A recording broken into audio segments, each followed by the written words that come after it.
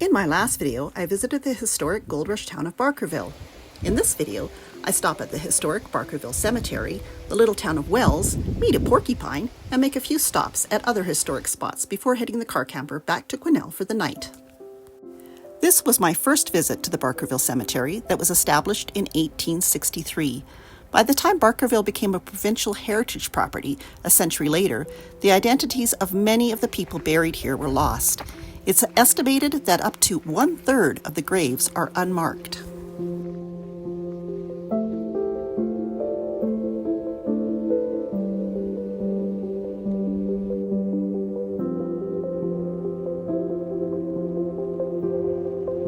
So this man, Thomas Bellings, died in 1875, and since he was buried here, this tree has grown. It's huge.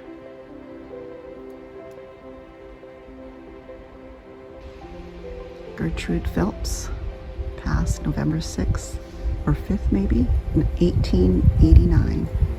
She was only 4 years and 5 months old. Here's another one that's been here for a while.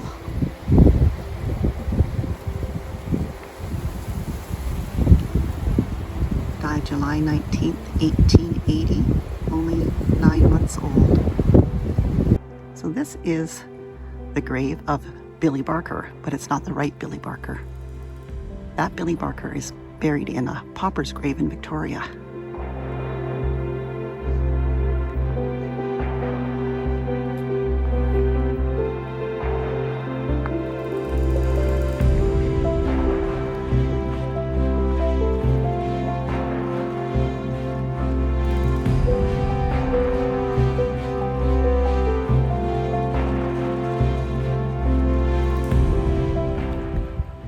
This was a really neat place to wander around.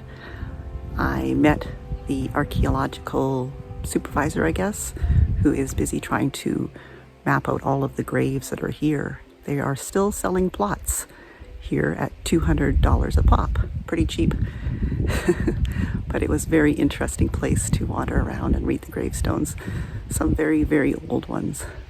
Our next stop is Wells. In 1929, decades after the discovery of gold in nearby Barkerville, Fred Marshall Wells discovered hard rock lode ore here. It sparked the second largest gold rush in Canada's history. Along with the new mines came the town of Wells. At its peak, Wells was home to 4,500 people. Today, Wells is just a little town, but it's still brimming with activity. My personal favorite thing about Wells is all the old and quirky homes. It has a few neat little shops and also the historic Wells Hotel, not to mention the street chickens, who I had to stop and chat with. Hi!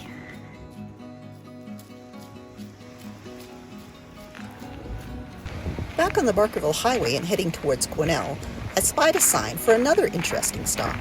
On my way, I came upon a little porcupine. Hey, fella. Hi, I'm not going to hurt you. It's okay. Oh, you should get off the middle of the road. Yeah. It's okay, I'm not going to hurt you. Nope. You're so cute. Okay.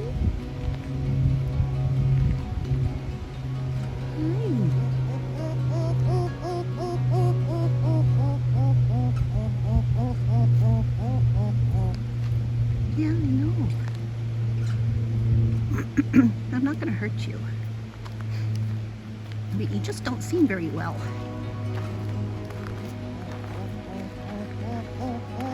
You seem quite wobbly. I'm not sure if that's normal. You're my first porcupine. You're chasing me.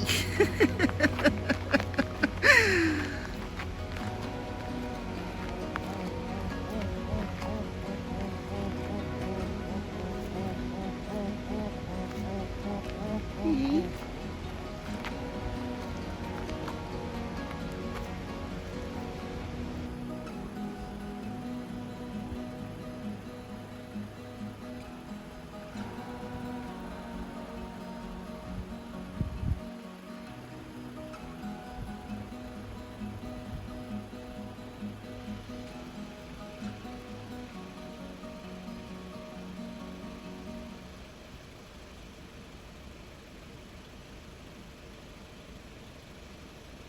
That's right, get off the road now. I think you're just a baby. Where's your mom?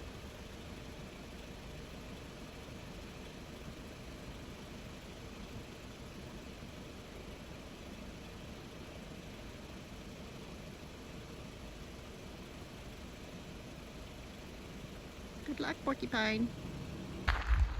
I just turned off where it said on the highway that there was a historic, can't even remember what it said, landmark or something like that.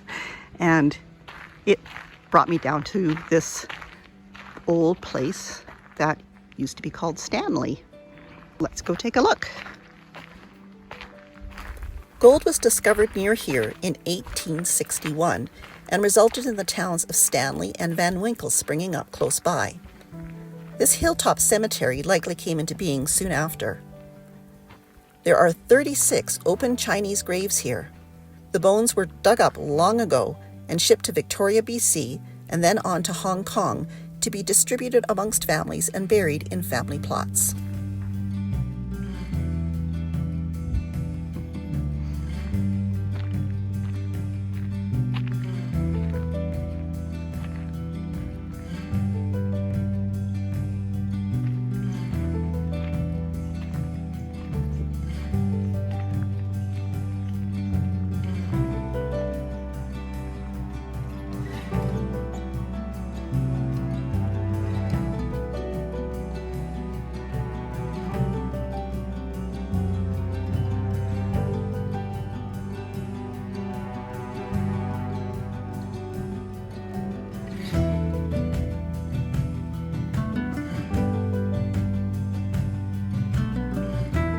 Well, that was a neat little side trip off of the highway, worth driving down. It wasn't that far, but I wish they had said how many kilometers it was from where you turned off the highway.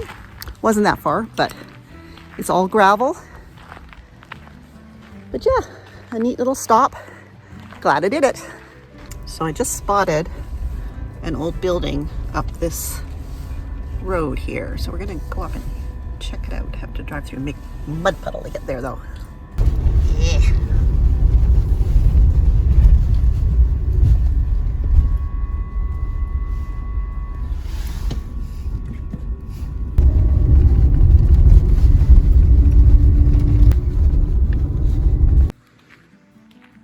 So I'm not sure if this is the last remaining building from Stanley. It's closer to the Stanley historical marker site. But the other one is just around the corner as well, so it's pretty close. Hello, bear! Hello, bear! I'm not expecting the bear to say hello, but at least it lets him know I'm here if he's there.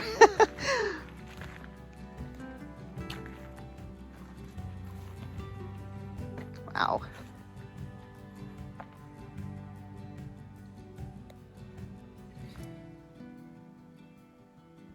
Looks like the snow did a number on that roof.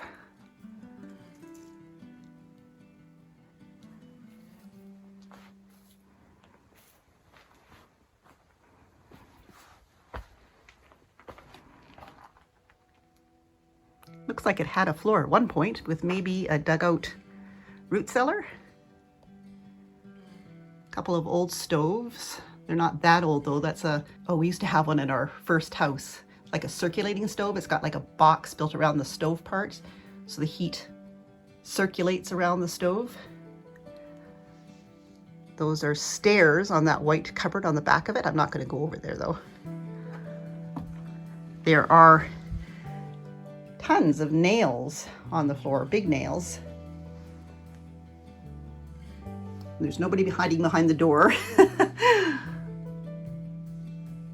yeah, interesting.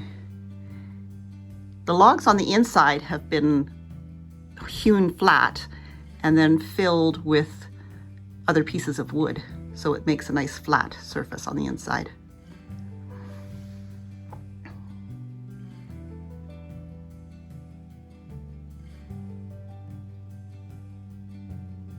Interesting. One thing is it doesn't smell like pack rats, which I found a lot of these old forgotten places in the woods have been invaded by pack rats. This one doesn't smell like pack rats, so it looks like it might be safe. The porch has definitely seen better days, but it's still got its roof on it.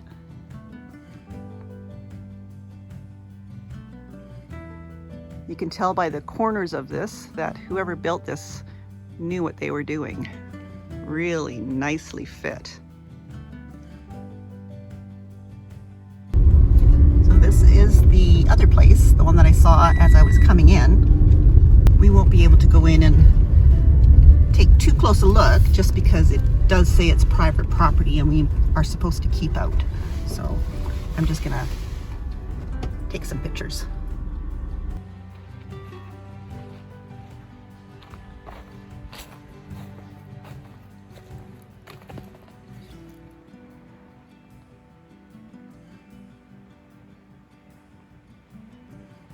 Looks like the yard has kind of been maintained, at least mowed. There's a bit of a garden area there. And the creek runs quite close by, you can hear it.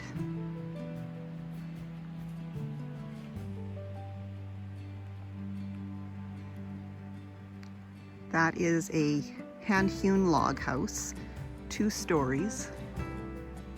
Looks really quite nice. I'd love to go poke around a little bit, but I'm going to obey the sign and not. See, they've got it up on stilts, so it may be something they're going to move, or they're just putting a new foundation underneath it. It's hard to say. Pretty nice though. You'll notice how steep the roofs are. It's because they get a heck of a lot of snow up here in the winter. Let's get going. She's in my seat again. Hi. Oh, big yawn. Yeah. We'll go and see if our porcupine was a good porcupine and stayed off the road. Well, no porcupine on the road, so I guess he listened. I spotted this point of interest or stop of interest on my way out to Barkerville and thought we'd stop and take a look at it now, and it looks quite interesting. This lonely spot was the scene of one of the Caribou's most grisly murders. The spring of 1866 saw Charles Morgan Blessing and W.D. Moses traveling north together from New Westminster, that's down by Vancouver. Detained by business in Quesnelmouth, which is now just Quesnel, Moses made plans to meet Blessing at Van Winkle, which is where we were at Stanley, en route to Barkerville. Blessing departed with a new and unsavory acquaintance, James Barrie. Barrie shot Charles Blessing in the head at this site, stealing his gold clasp pin and $60. Blessing's failure to show up in Van Winkle aroused Moses suspicious about Barrie. That should be suspicion about Barrie when Blessing's body was found. Barrie was arrested and tried by Judge Begbie, which is the lookout that we stopped at. Begbie Lookout, that's who it was named after. So he was tried by Judge Begbie and convicted on the testimonies of Moses and other witnesses. James Barrie was hung in front of Richfield Courthouse on August 9th, 1867. Barkerville merchants and miners gave Blessing a decent burial in the fall of 1868. The gravesite, with headboard and fence, was just as you see it today. An interesting little murder spot. Sign said viewpoint. We're gonna check it out.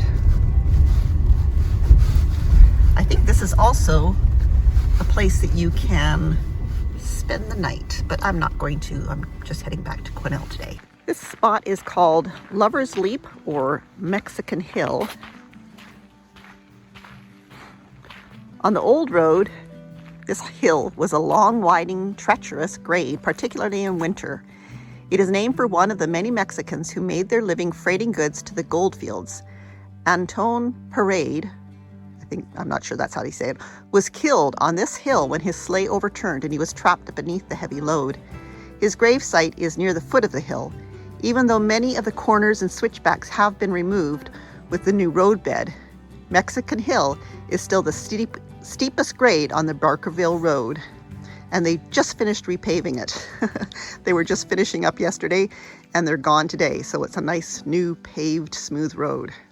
Where is the viewpoint?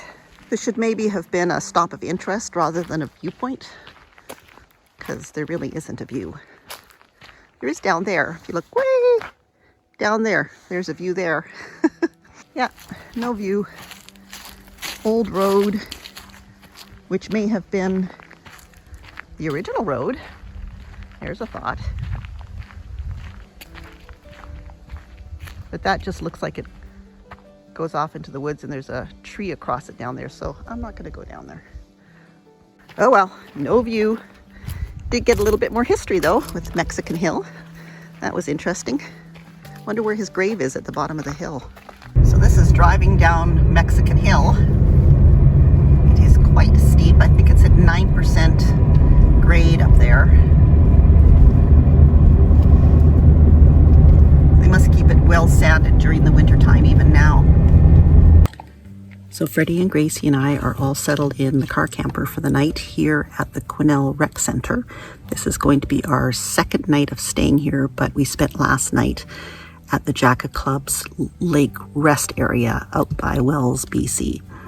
And after getting back into town, I went over to the McDonald's, which is just a block away from here, and used their Wi-Fi and their electricity to charge up my laptop and my phone, and had a cup of tea, and now we're ready to call it a night, except I'm feeling a little bit hungry. I didn't have any dinner. So what I'm going to use is I bought some Greek yogurt, and I have some Thrive freeze-dried strawberries. Don't know if you can see those. And some Thrive freeze-dried blueberries. And what I'm going to do is I'm going to put them into the container of yogurt. The thing with freeze-dried things, they need to be made wet again. You can eat them just like this. They're delicious dried or freeze-dried.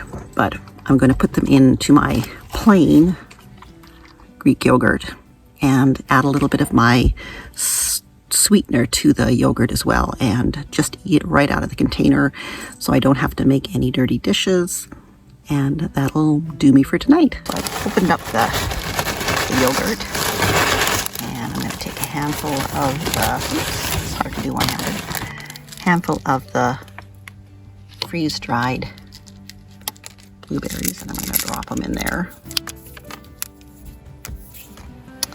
And I'm going to do the same with the strawberries. And what I did with these is, I don't know if you can make it out in this light, but it says 1/4 cup of water to 1 cup of berries.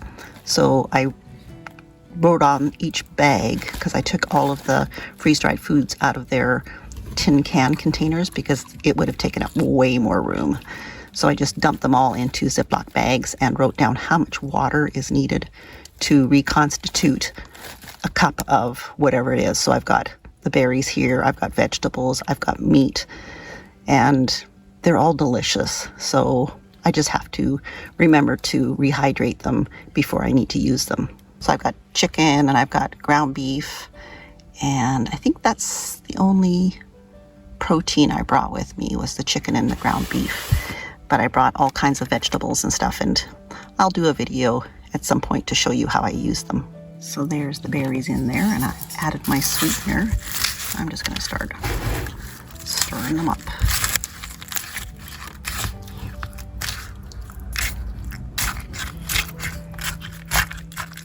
But I need 2 hands. So there it is, all stirred up. You can see the berries in there. Now I could let this sit and soak for a little while, and the berries would soften up just by absorbing the moisture from the yogurt. But I'm just going to eat it like this. They'll be a little bit crunchy, which is okay because they still taste delicious.